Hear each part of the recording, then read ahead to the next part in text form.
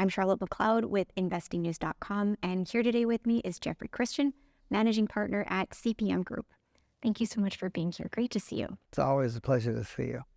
Really nice to be catching up, and our last conversation was back at PDAC, beginning of March, and what I realized when I was looking at that interview, it happened just before the banking crisis started to unfold, and that has, as we were talking about before we turned the cameras on, faded very quickly from the headlines. So I want to start there and see if you think, is there more to come from that?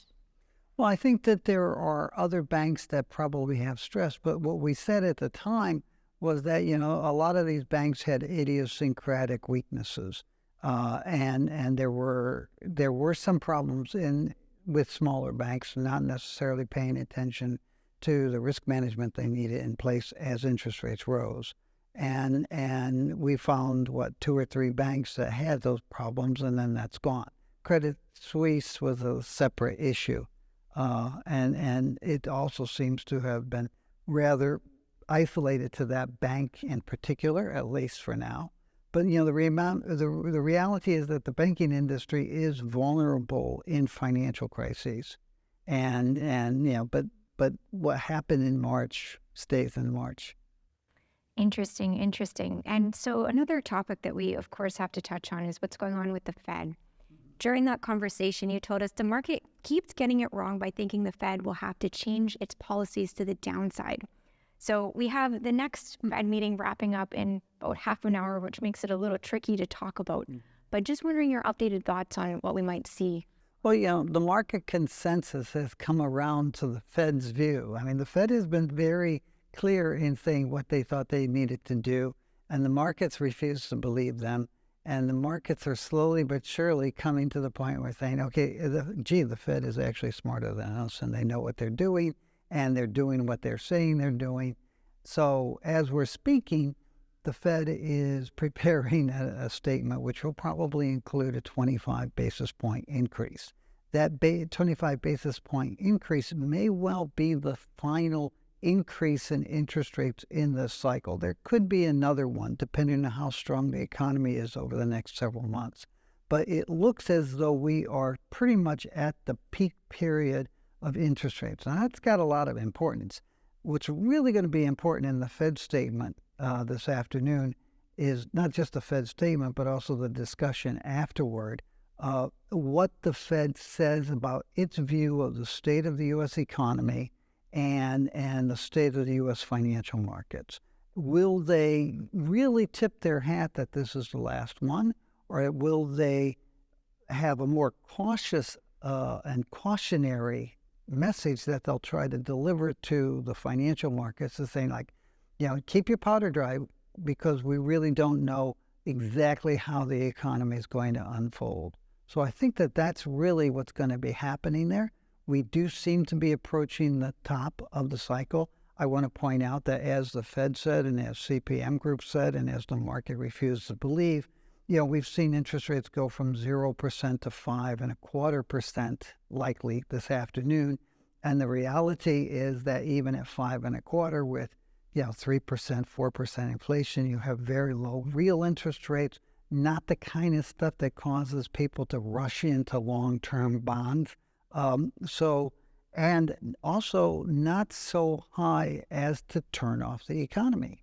So you've had people now for 18 months talking about an imminent recession in the United States, and it hasn't occurred. And in fact, the economy has been pretty vibrant in a number of sectors. There are pockets of weaknesses, but there are pockets of strength, even as the interest rates have gone from 0 to 5%, 5.25%. And the Fed has said we can raise interest rates, quell inflation, and not throw us into a recession. And so far, that's what they've done. Yeah, and we have heard, I think, people coming on board more with that soft landing narrative. Although I think in our previous conversations, you said recession coming perhaps 2024, 2025. Right. How do those reconcile? I'm not necessarily a soft landing guy. What I am is a person who says we will see future recessions. But we didn't expect one in 2022 or 2023, given what we expected in terms of real economic activity. And again, it's not monetary policy that sets recessions and economic growth. It's fiscal policy, and it's real supply of goods and services in the actual economy, and it's real demand for goods and services in the economy. Monetary policy is just one of the spokes and one of the issues that can affect the state of the economy. With all due respect to Milton Friedman and the monetarists, they were wrong. Monetary policy is only one thing. You have to look at the totality of the economy, and the real economy is much more important to itself than monetary policy. We're not necessarily soft landing people. We do think there is going to be a recession.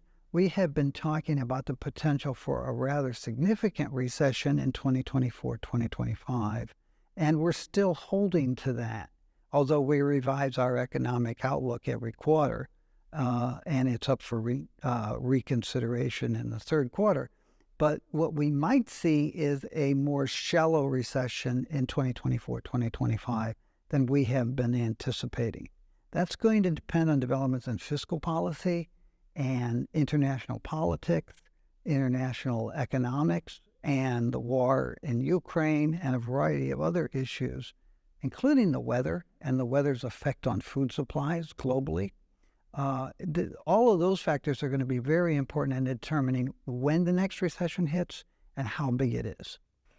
I want to go into a couple of topics that have been coming up here. We're at the Rule Symposium. I don't remember if I mentioned that at the beginning of the conversation, but that's where we are. And related to the Fed, so one of the things that's getting some buzz around here is this new FedNow payment service. And people seem to be pretty okay with that idea of instant payments. We like this.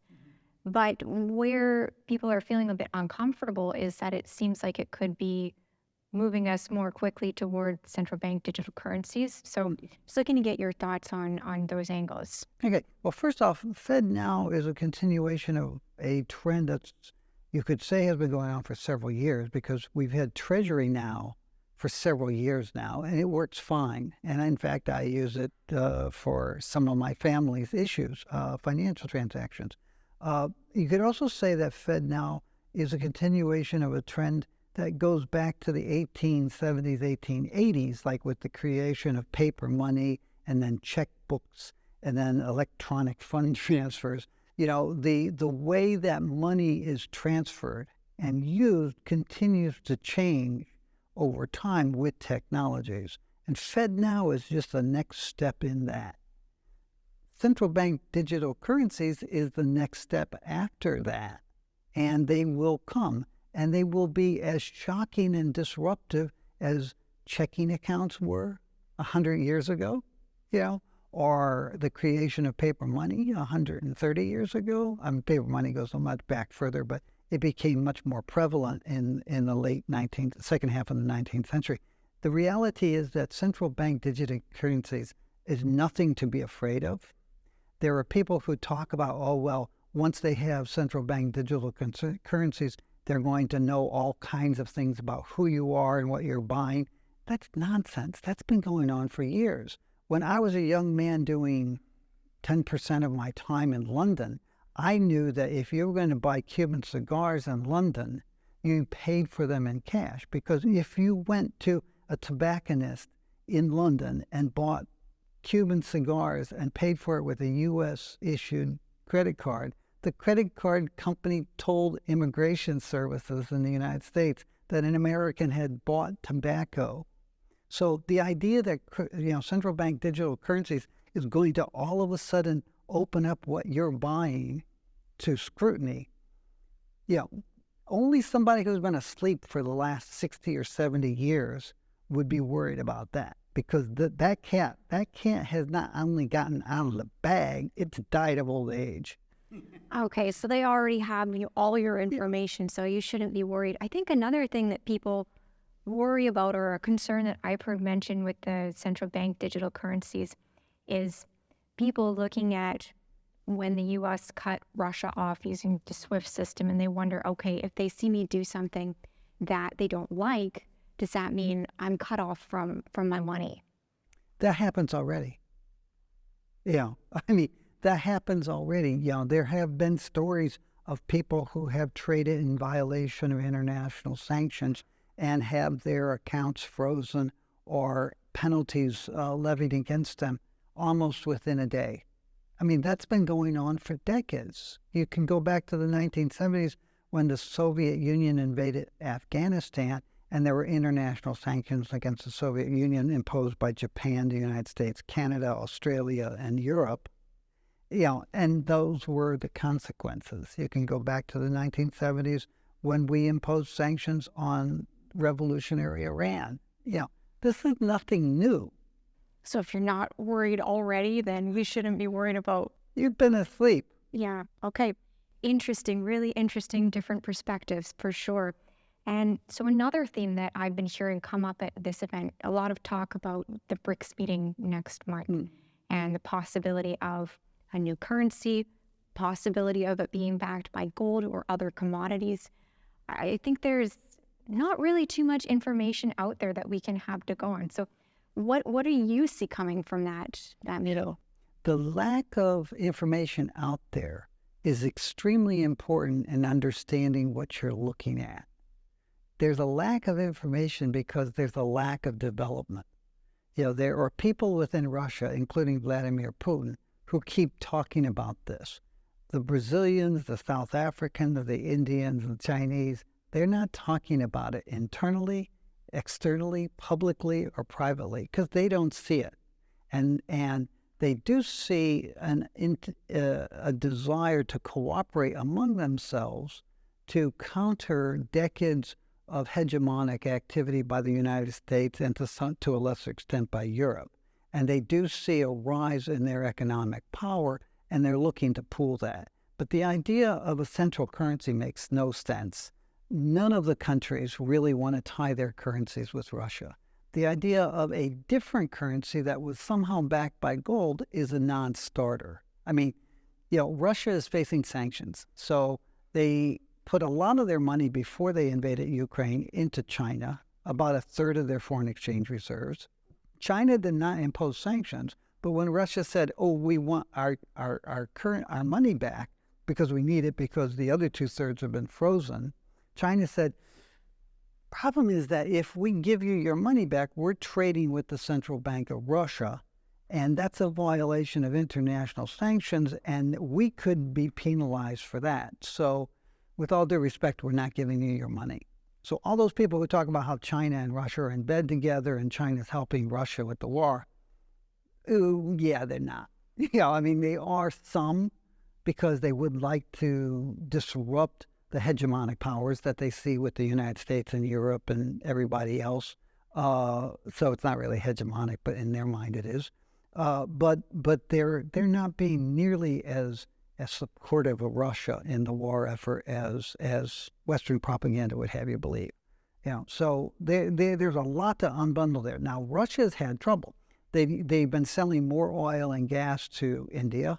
The way that's been being sold is Indian importers will pay in euros or dollars, and then they'll pay the Spur Bank, which then will convert those, will go to the Central Bank of Russia and buy rubles, and then use those rubles to pay for the oil and gas, so they can say, we're selling our oil and gas not in dollars or euros. We're selling it we're getting rubles for it, which has helped prop up the ruble, right? Now, to have a gold-backed currency, and it's very funny because these people now start saying, to have a gold-backed currency means you need a gold convertible currency. China is trying to build up its gold currencies. India is. Brazil and South Africa each have, I think, about 3 to 6 million ounces of gold. They're not particularly interested in adding to their gold, but they're not interested in giving it away. So they're not going to use their gold in a gold-backed or gold-convertible currency to trade with Russia, nor will India or China. So a gold-convertible currency doesn't work. Then you have the guys who are touting this, the doom and gloom people here at the Rule Conference, and they say, no, it's not a gold convertible currency, it's a gold linked currency. But a currency linked to gold that's not convertible to gold is like a marriage that doesn't have any of the characteristics of a marriage, including living together. It's just a nonsensical idea. Oh, it's a gold-linked currency, but it's not really linked to gold in any substantive way. I'm sorry, I'm not a religious person, so I can't understand what that could possibly mean. Okay, this is really interesting. And so connected to the BRICS currency, we have the talk about de-dollarization, right? Trend away from the dollar. So where does that leave the dollar in your mind if you're looking at the BRICS and saying this is not really? De-dollarization is another myth. It's a pipe dream of the doom and gloomers. If you look at it, it's very interesting because on a total basis, the number of treasury securities that have been dumped by foreign holders is about 300 billion. Now, of that 300 billion and of the $7.4 trillion of foreign held treasuries, most of it's not held by central banks.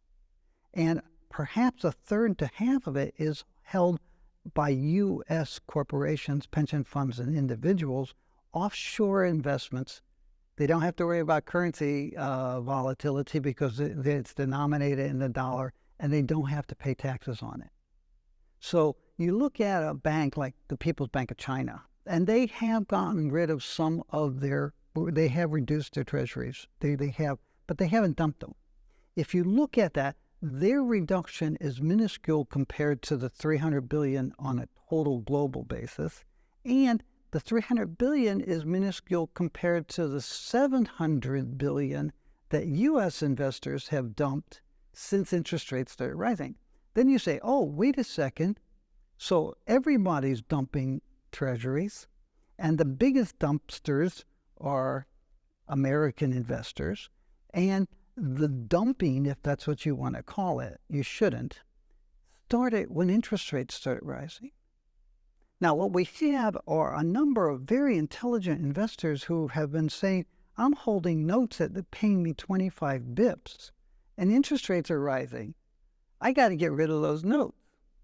So it's not that central banks are dumping treasuries and dumping the dollar. There's no de-dollarization going on. What's going on is interest rates are rising, and people who have a lot of U.S. dollar-denominated debt have been selling that debt back to get out of it because it's a dog in an rising interest rate market. It has nothing to do with de-dollarization. Yeah, a lot of people would like to see a less hegemonic international currency regime. A lot of people would like to see greater liquidity in currencies other than the dollar so that central banks don't have 60% of their foreign exchange reserves in U.S. dollars, which has been stable for about 30 years, or other non-central bank, private financial assets don't have 70 to 80% of their assets in U.S. dollars, which actually has been rising in recent years. So a lot of people would like to see a more diversified international currency regime, but it's not a matter of de-dollarization. And what we've seen with people getting rid of their dollars has been a response to rising interest rates, not some ideological anti-dollar mode. Okay, so I'm going to say that you've taken away a lot of the tailwinds that a lot of people talk about when they're speaking about what's going on with gold, for example. So let's go to your outlook for gold in 2023 and what you see as the main drivers and where the price may go. Well, okay, first off, 2023 is more than half over. We are looking at a record high annual average price this year. I mean, we had a record high of 1804 last year. We had a record high in 2021 of 1799. This year, the record high is probably going to be north of $1,900. So a substantial, like maybe a 7 to 10% increase in the annual average price of gold. In other words, all these people who say gold prices are low and they don't understand it don't realize that gold prices are actually at record levels already. We see the gold price probably a little bit weaker in August and then probably strengthening in the final 3 or 4 months of this year. Then you go into 2024, 2025, and then you start talking about, well, are we going to see a recession? What's it going to look like? What's the political environment going to be in the United States? What's the political environment going to be in Europe and the UK and Scotland and Israel and China and Russia? You have a lot of political issues, a lot of financial issues, a lot of economic issues. You might see a recession. It could be shallow. It could be big. There are a whole lot of issues that are lined up against the wealth, against the value of wealth right now. So we go looking into 2024, 2025, and we see a lot of really good, substantive, real reasons to have some of your assets in gold. Not because gold's going to $10,000. It's because gold is going to average more than $1,900 this year on a record levels basis, and it may well, in our projections, average more than $2,000 next year, which will be a further big increase to another record high. So we see gold prices rising to record highs, but we're not on drugs. We're not on steroids. We have a realistic view of the world. We have a measured view of the world, and we see prices rising to record levels, but realistic record levels.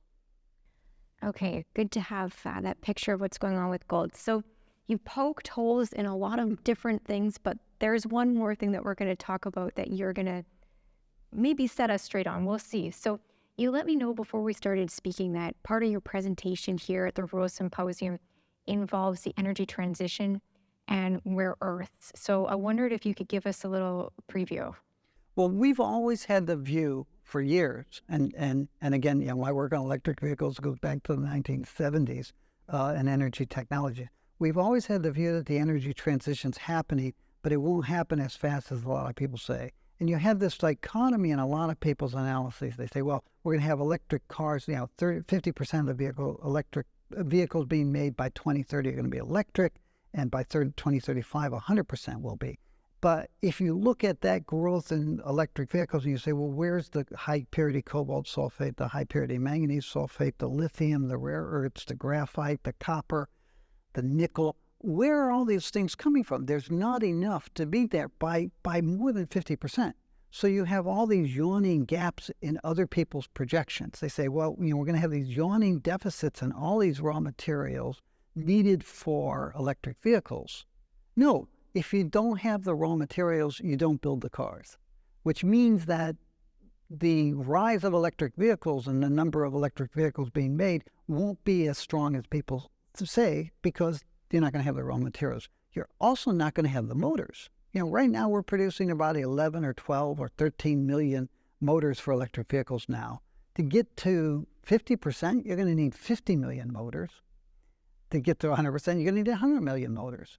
There's not enough rare earths for that. And we've said all along, if you can't get the rare earths for rare earth magnets for those motors, you'll use different magnets. And we've done some research on it. It's not the old ferrite magnets that people think.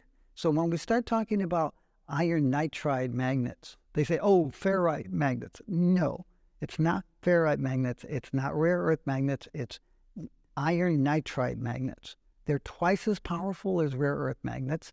They use scrap iron and nitrogen from the atmosphere to do it. Because they're twice as powerful, the motors can be half as big to still power the same size vehicle, which means that you need less material in general for that motor. You can make iron nitride batteries. They're a fraction of the cost of rare earth magnets. And you probably will use half as much copper in those downsized motors too. So this spells doom for anybody who's investing in rare earth element mining and extraction processes. And it also sort of cuts a big chunk of all that copper. You keep hearing there's not going to be enough copper for the energy transition. Right. So the energy transition can't occur if there's not copper. Well, all of a sudden you need less copper for the energy transition, because you've downsized the size of motors. And I also want to say, motors are not just in electric cars. The average American house has 30 to 40 motors in it. The average car has 20 to 30 motors in it. The little things, running the windows, running the rear view mirrors, running the windshield wipers, running the fuel injector. There are motors all over the place.